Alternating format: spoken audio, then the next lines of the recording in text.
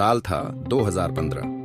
भारतीय वायुसेना जो कभी आसमान में अजेय थी, अब धीरे धीरे कमजोर होती जा रही थी। लड़ाकू विमानों की बेहाली चिंता का विषय बन चुकी थी। जहां देश को अपनी सीमाओं की सुरक्षा के लिए 42 लड़ाकू स्क्वाड्रन की जरूरत थी, वहां अब केवल 34 स्क्वाड्रन ही कार्यशील रह गए थे। मिग और सुखोई जैसे पुराने लड़ाकू विमान अब दुश्मनों पर बढ़त बनाए रखने के लिए पर्याप्त नहीं थे। समाधान?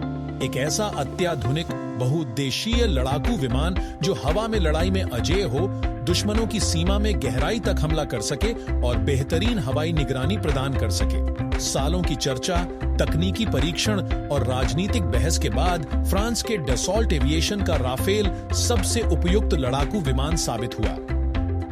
लेकिन जो सौदा भारत की सुरक्षा को मजबूत करने के लिए किया गया था, वह जल्द ही राजनीतिक आरोप प्रत्यारोप, भ्रष्टाचार के दावों और विवादों में बदल गया।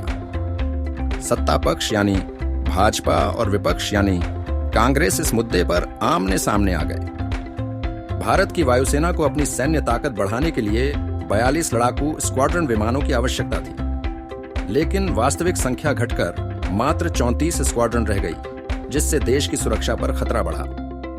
126 लड़ाकू विमान खरीदने का प्रस्ताव सबसे पहले अटल बिहारी वाजपेयी की एनडीए सरकार ने रखा था, जिसे बाद में कांग्रेस की यूपीए सरकार ने आगे बढ़ाया।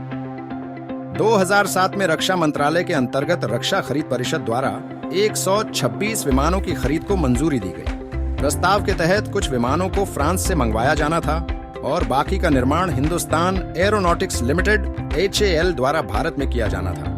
2008 में प्रक्रिया आरंभ हुई, लेकिन इसे पूरा होने में लंबा समय लगा। राफेल सौदा मोदी सरकार के आने के बाद शुरू नहीं हुआ था। इसकी शुरुआत 2000 के दशक की शुरुआत में हुई थी। उस समय अटल बिहारी वाजपेयी की सरकार ने 126 बहुउद्देशीय लड़ाकू विमानों की खरीद का प्रस्ताव रखा था। इस प्रस्ताव को आगे बढ़ाया यूपीए सरकार ने, जब साल 2007 में प्रधानमंत्री डॉक्टर मनमोहन सिंह के नेतृत्व में वायुसेना के लिए नई पीढ़ी के लड़ाकू विमानों की खरीद की मंजूरी दी गई। रक्षा अधिग्रहण परिषद के तत्कालीन रक्षा मंत्री A.K. एंटनी की अध्यक्षता में इस प्रस्ताव को स्वीकृति मिली और अंतरराष्ट्रीय कंपनियों को इस अनुबंध के लिए आवेदन करने को कहा गया। इसमें बोइंग, लॉकहीड मार्टिन, साब, मिकोयान, यूरोफाइटर और डसॉल्ट जैसी बड़ी कंपनियां शामिल हुईं। साल 2012 में गहन तकनीकी परीक्षण और मूल्यांकन के बाद फ्रांस के राफेल को सबसे बेहतरीन लड़ाकू विमान घोषित किया गया। योजना थी 18 राफेल विमान सीधे फ्रांस से खरीदे जाएंगे। 108 विमान भारत में हिंदुस्तान एरोनॉटिक्स लिमिटेड HAL में बनाए जाएंगे, जिससे देश में रक्षा उत्पादन को बढ़ावा मिले।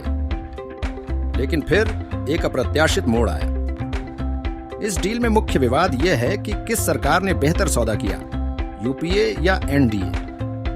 विमानों की संख्या 126 से घटाकर 36 कर दी गई। हेल को हटाकर रिलायंस को ऑनसेट पार्टनर बनाया गया, जिसे कोई अनुभव नहीं था।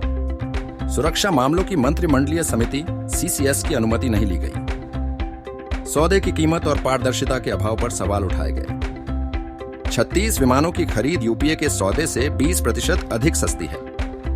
विमानों में बेहतर तकनीकी क्षमताएं और एडवांस हथियार शामिल हैं। 75% ऑपरेशनल एफिशिएंसी की गारंटी के साथ एक लंबी अवधि का रख रखाव अनुबंध। इस डील का हिस्सा बनने वाले फाइटर जेट्स में विश्व के कई शक्तिशाली विमानों ने भाग लिया था, जैसे अमेरिका के F-16, रूस के MiG-35 और फ्रांस का डसॉल्ट राफेल।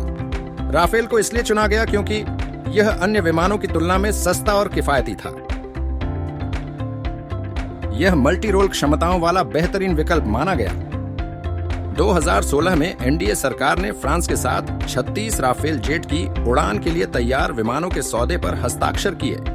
प्रारंभिक विमानों की आपूर्ति 18 महीने में शुरू होनी थी और सभी विमान 2022 तक भारत पहुंचने थे।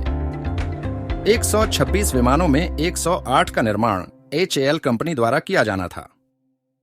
तकनीकी ट्रांसफर और भारतीय उत्पादन पर जोर दिया गया था। सौदे में देरी की मुख्य वजह थी HAL से डसॉल्ट की सहमति न बन पाना। सीधे फ्रांस से 36 तैयार विमानों को खरीदा गया। अत्याधुनिक तकनीक वाले हथियार और रडार क्षमताओं को शामिल किया गया।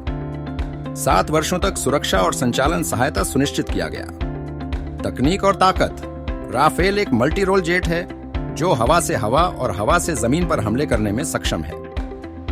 डिजाइन और निर्माण, यह फ्रेंच कंपनी डसॉल्ट एविएशन का ट्विन इंजन 2-सीटर फाइटर जेट है।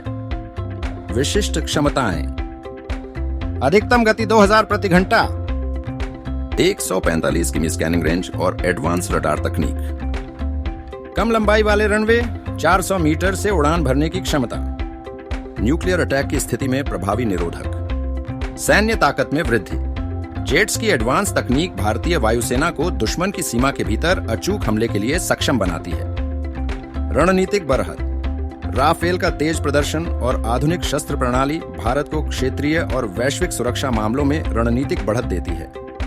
राष्ट्रीय सुरक्षा, यह भारतीय सेना की रक्षा प्रणाली को अपग्रेड करने का महत्वपूर्ण हिस्सा है, जो प्रमुख पड़ोसी देशों के संदर्भ में जरूरी है। हालांकि मोदी सरकार ने यूपीए सरकार की तुलना में इस सौदे को सस्ता बताया है, विपक्ष ने अखबारों, संसद और आम जनता के बीच कई सवाल उठाए हैं। मुख्य मुद्दा यह है कि सरकार ने अब तक इस सौदे की कीमत और उससे संबंधित विवरण सार्वजनिक क्यों नहीं किया। यह विवाद केवल राजनीतिक दृष्टिकोण से नहीं, बल्कि राष्ट्रीय सुरक्षा से भी जुड़ा है। पारदर्शिता और जवाबदेही ऐसी डील्स में जरूरी हैं, जिससे जनता में विश्वास बना रहे। राफेल डील हमारे देश के सैन्य बल को मजबूत बनाने का हिस्सा है, लेकिन यह मुद्दा लोकतांत्रिक प्रक्रियाओं और जवाबदेह शासन प्रणाली के महत्व को भी दोहराता है। यह वीडियो या लेख आम जनता के लिए इस जटिल और विवादित डील को सरल और स्पष्ट रूप में समझाने के लिए तैयार किया गया है। इसे इस उद्देश्य से तैयार किया गया है कि नागरिक न केवल इस सौदे के विभिन्न पहलुओं को समझें, बल्कि इससे जुड़ी राजनीति और इसके परिणामों का आकलन भी कर सकें। धन्यवाद।